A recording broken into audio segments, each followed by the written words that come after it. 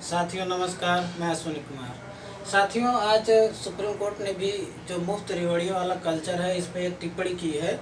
साथियों, हम बस इतना समझना चाहते हैं कि या आपसे हम बताना चाह रहे हैं कि ये मुफ्त रेवड़ियों वाला कल्चर आता कहाँ से है।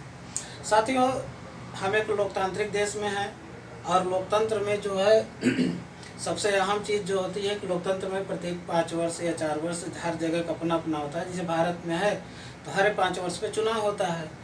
चुनाव में एक पार्टी सत्ता में होती है जो अपने पुराने किए हुए वादों को पूरा नहीं कर पाती और जनता उसे काफ़ी अपने आप को ठगा महसूस करती है। अगली पार्टी आती कहती है कि नहीं, हम इससे ज़्यादा करके दिखाएंगे, आप हमको एक बार अवसर दीजिए।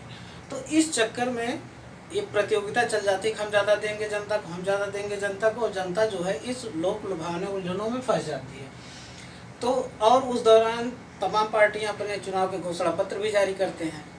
अगर इस घोषणा पत्र को कानूनी गारंटी मान लिया जाए कि आपने इस घोषणा पत्र में कहा था कि हम सरकार बनाएंगे तो हम जनता की ये चीज़ देंगे, अगर इसको कानूनी गारंटी बना दिया जाए और अगर समय रहते प्रत्येक वर्ष इसकी समीक्षा कोई पूरा नहीं कर पाता है तो ऐसे में उनको सरकार चलाने न दिया जाए, यहाँ से इस कल्चर पे रोक लगाया जा सकता है।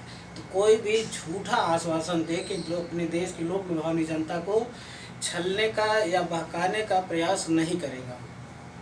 साथियों, भारत में बहुसंख्यक आबादी आज भी जो है वो स्वास्थ्य, शिक्षा, रोजगार के मामले में पिछड़ी हुई है। तो उसकी रोज़ की जो रोज़मर्रा आवश्यकताएं हैं वो है राशन की, पानी की, बिजली की, शिक्षा की यानी कि स्कूल में पढ़ाने की, अस्पताल और दवाओं की, ये उसकी रोज़मर्रा की ज़िंदगी जिससे वो रोज़ जूझता है। और इस जूझने का जो सबसे बड़ा कारण होता है वो उसकी बेरोजगारी होती है, उसके पास कोई आय का जरिया नहीं होता है। और यहीं पे आके रोजगार के मसले पे आके इस समस्या का समाधान किया जा सकता है।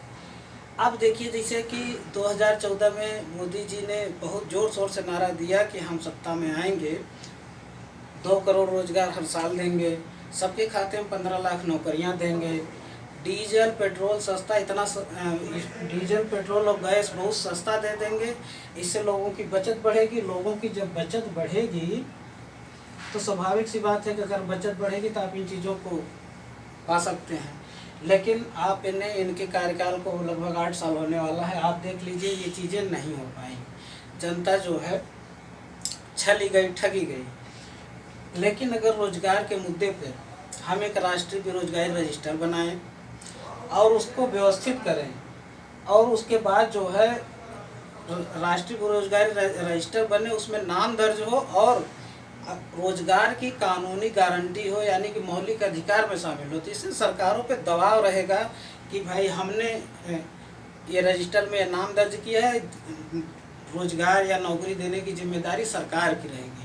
तो जो सरकार रोजगार के वादे करती है, झूठे वादे करती है और मुकर जाती है, तो ऐसी स्थिति में क्या होगा कि सरकार के गले में घंटी बंधी रहेगी, वो ऐसी चीज़ों से भाग नहीं पाएगी।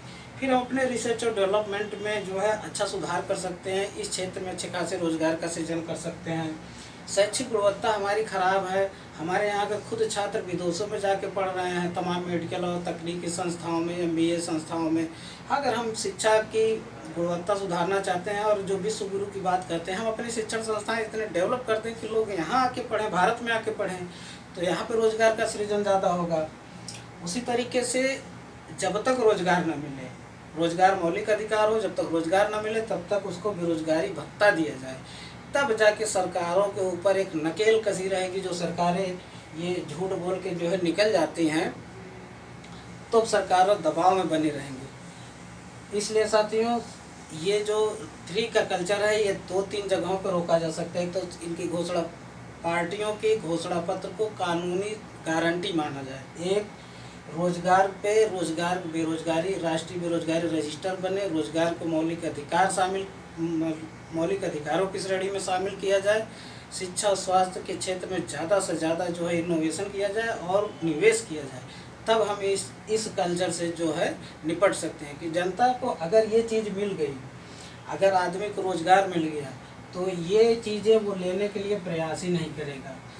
अगर उसके आजीविका का अच्छा साधन मिल गया तो वो राशन, पानी, बिजली व्यवस्था अपने आप कर लेगा, उसकी खुद सरकार पर निर्भरता कम हो जाएगी। सरकार केवल यहाँ जोड़ दे, लेकिन सरकार क्या करती है, सरकार यहाँ पे जोड़ देती है। आपने देखा होगा कि जो जो सरकारें सामाजिक न्याय के सिद्धांत पे काम करती हैं वो यहाँ पे जोड़ देती हैं, वो मूलभूत जो समस्या है उस पे जोड़ देती हैं। और जो सरकारें जो है पूंजीवादी व्यवस्था चलती हैं वो इसको छोड़ देती हैं, यहाँ पे जोड़ देती हैं कि थोड़ा थोड़ा इनको दे दो, इसी बहाने बहका दो इनको। तो इसलिए ये समस्या आती है। तो रोजगार की रजिस्टर बने, राष्ट्रीय बेरोजगारी रजिस्टर बने और रोजगार मौलिक अधिकार श्रेणी में शामिल हो और उनके घोषणा पत्र को कानूनी गारंटी माना जाए, तब जाके हम मुफ्त रेवड़ी वाले कल्चर से बाहर आ सकते हैं। धन्यवाद साथियों।